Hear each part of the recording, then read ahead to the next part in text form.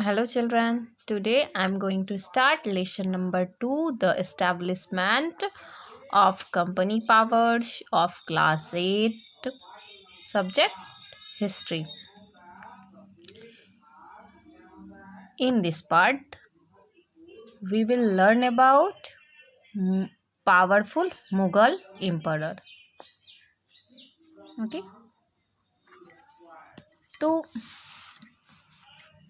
establishment of company powers यानी company की शक्ति की स्थापना. तो being a very powerful Mughal emperor, Aurangzeb established good control over a vast part of the territory which we know today as India.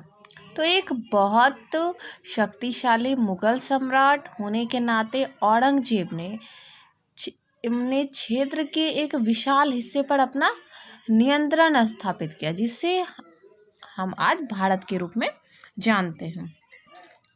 ठीक है.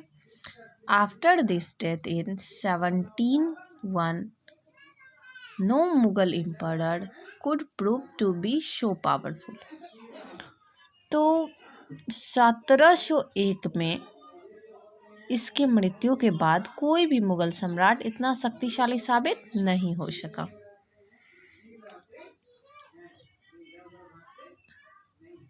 Taking advantage of their weakness, most of their governors and powerful zamindars began asserting their authority and establishing regional kingdoms. तो उनकी कमजोरी का फ़ायदा उठाते हुए उनके अधिकांश गवर्नर और शक्तिशाली जमींदार और उनके अधिकार पर जोर देने लगे, यानी वो अपना उस पर अधिकार जमाने लगे और क्षेत्रीय राज्य स्थापित करने लगे, है ना.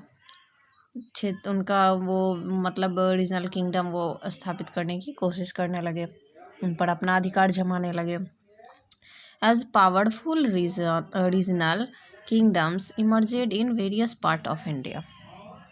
तो भारत के विभिन्न हिस्सों में शक्तिशाली क्षेत्रीय राज्य बन गए.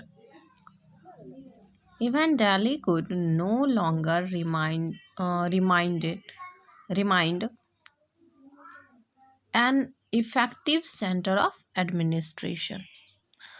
यहाँ तक कि दिल्ली अब प्रशासन के एक प्रभावी केंद्र को संशोधित नहीं कर सकती थी. However, India had commercial contacts with European countries from time immemorial, but with the arrival of Alexander the Great, these relations became still more intimate. हालांकि भारत का बहुत समय से ही यूरोपीय देशों के साथ वाणिज्यिक संपर्क था, लेकिन सिकंदर के आगमन से इन संबंधों में और अधिक अंतरंगता आई. There was a great demand for Indian goods like silk, spices, muslin and handloom fabrics in Europe. Europe में भारत के रेशम, मसाला, मलमल, हथकरघा कपड़ों आदि की बड़ी मांग थी. India exported pepper, clothes, chilies, cinnamon, ginger, coconut, sugar cane, indigo etc to western countries.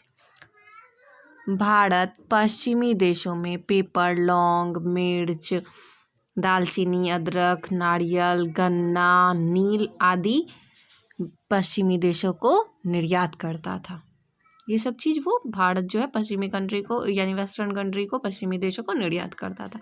All these factors attracted European invaders to come to India. ये सभी कारकों ने यूरोपीय आक्रमणकारियों को भारत आने के लिए आकर्षित किया. तो यहाँ से जो जो वस्तुओं का निर्यात होता था ये सबसे यूरोपियन व्यापारी या कहिए यूरोपियन आक्रमणकारी जो थे वो आकर्षित हुए भारत की ओर. तो यहाँ का जो मतलब मेन वस्तु जो है जैसे सिल्क, स्पाइस, मुस्लिन, ये सब बहुत ज़्यादा प्रसिद्ध था यूरोप में और इसका बहुत अधिक डिमांड था. So student, it is the first part of this lesson. I will meet you with the next part where we will learn about East India Company, beginning of British conquest in India, European trading companies in India.